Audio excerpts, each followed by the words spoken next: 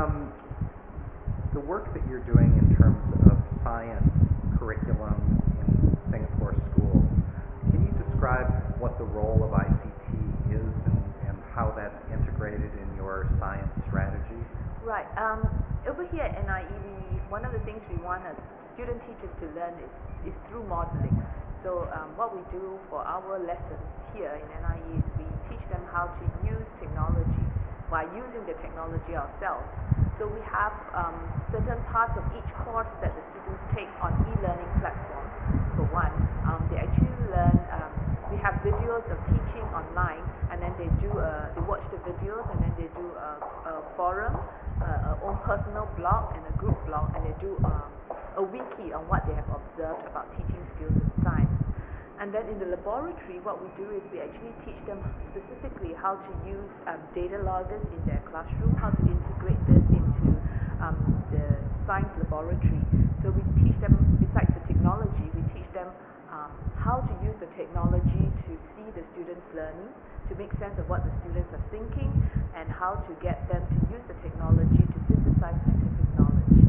So basically that's what we do at the moment. What do you think that the places like the United States and other parts of the world can learn from Singapore about your strategy on science? On science specifically? Yeah. I think what we can share with the other people would be how we have managed this far, to get this far, in terms of being very focused in what we hope to achieve in terms of the outcomes of science education. So we are very clear in our head where each of the child, as they go through their either 10 years or 12 years of science education in Singapore, at each point in time what they need to have achieved. So we assess them based on that, and that's a very clear goal that we set for ourselves. So I think this is something we can share with the rest of the world. What do you see as the biggest challenge that Singapore education is facing? I think personally, one of the biggest challenge perhaps would be to have a wider perspective rather than a very focused and narrow view. So you see that becomes a double-edged sword.